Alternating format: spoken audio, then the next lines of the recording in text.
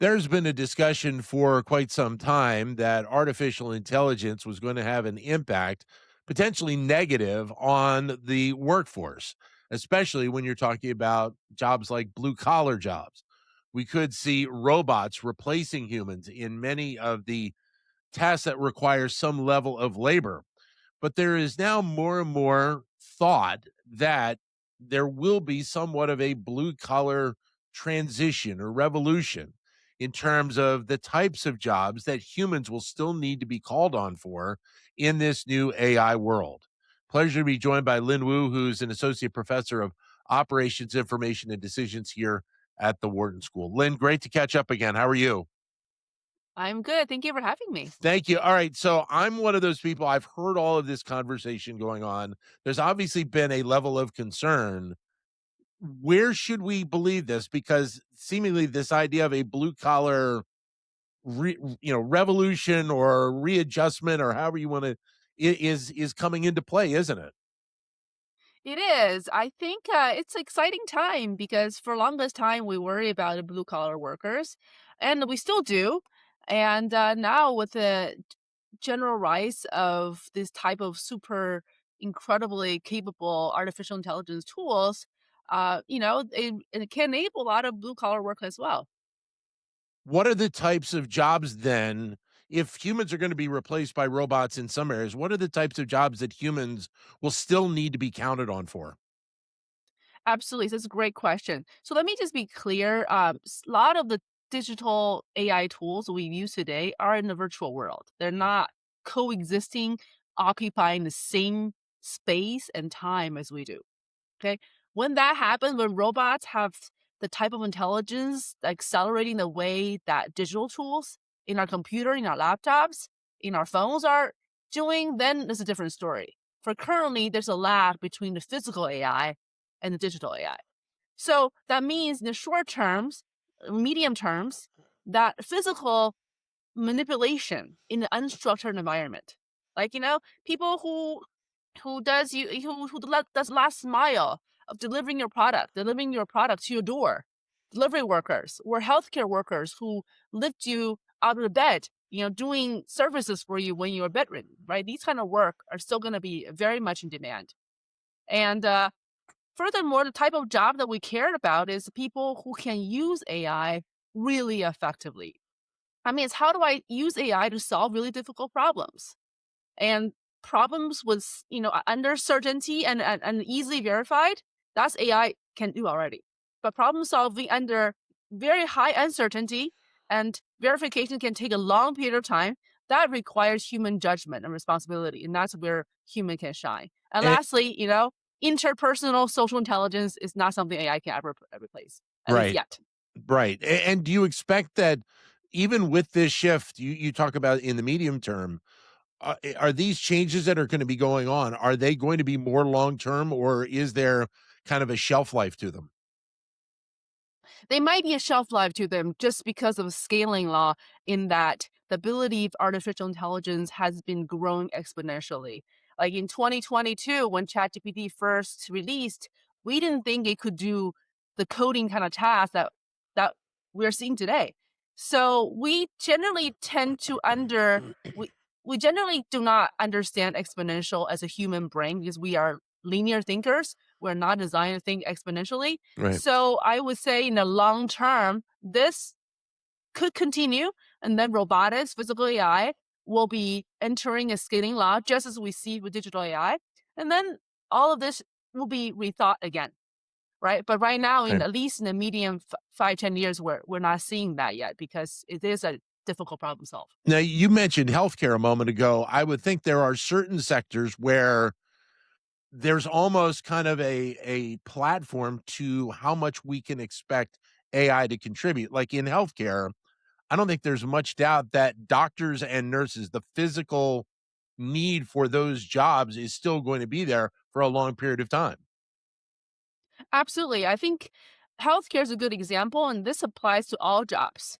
We have to rethink about what jobs actually encompassing. What is encompassing? So the doctor's job have already changed. If you think about radiologists, right? They don't spend time reading detecting cancers anymore, but they spend a lot of time communicating the finding to the primary care or whatever the cancer doctors to formulate a diagnosis or treatment plan. And their jobs are shifting in a sense. The job they did before may not be the job they're doing right now, but the radiology job will always be there. Just like most of the jobs class we see today will be there. It just what we're doing within that job will be changed. Does this then change the thought process? And this is maybe a larger scale question about AI and the workforce moving forward, of how the younger generation may need to think about what their career might want to be 10, 20, 30 years down the road. I think it's never too early to think about what you want to do with life, and it's okay to change. And I think right now for young people, this is a really exciting time because the rule book was thrown out, right? Right. And you get to redesign your own rule book. This generation of people gets to redesign it. They don't have to play the rules that we set up 50, 100 years ago since the Right. Industrial Revolution. So it's a really exciting time for you to control what you want to do with your career. And how do you do that? You gotta use AI. You gotta use AI daily life, use it how to do what you wanna do more effectively and more efficiently, and that's where you're gonna have the biggest edge. And I think it's interesting also. I saw a study the other day, but it seems like there's already a recognition by younger generations about some of this because the report said that you've got about 13 or 14% of undergrad students who are already rethinking their major because of artificial intelligence. So the younger generation we know is more tech savvy than some of us older individuals, but it truly is an understanding, it seems like already, that you need to really look at what you want to do because of the impact that AI is going to have. Exactly, so if I were a young 20 something, I absolutely would seize the opportunity. I will use AI and see whatever I can do with it.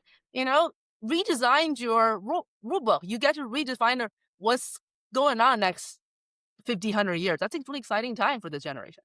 Overall, then, how do you think the workforce is going to be impacted as we move forward here? I think there will be a very strong short-term disturbance. I mean, a lot of traditional jobs will be changed dramatically, including my job as a research scientist, as a professor, including you as a media content Yeah. creator, right? So, but it doesn't mean that professor jobs will be gone, jobs will be gone, and media content creators jobs will be gone. It's just what we do within that job class will be very, very different. And you already see that with software engineering, right? So these days, most advanced coders, software engineers, they don't code.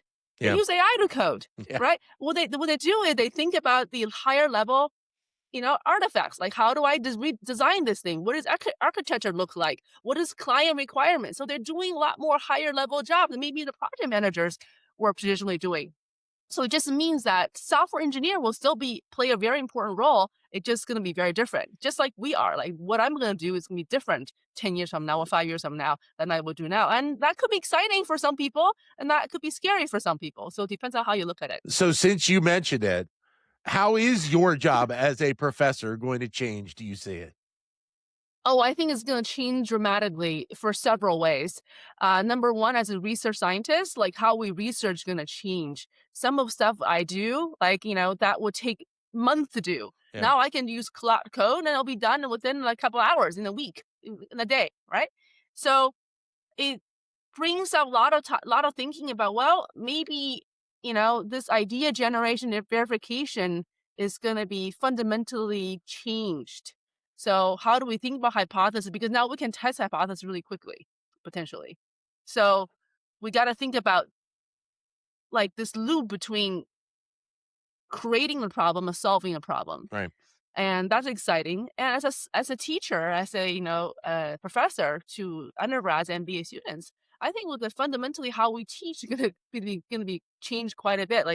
Why would I come to your class when I can have a chat GPT Right. to ask all the questions, right? So I think that has to be thought about how do we manage the classroom experience so we can effectively use AI as opposed to just being replaced by AI. Lynn, always great to talk with you and get your insight. Yeah. Thanks again for a few moments today. Thank you so much. Thank you. Lynn Wu, who's Associate Professor of Operations, Information, and Decisions here at the Wharton School.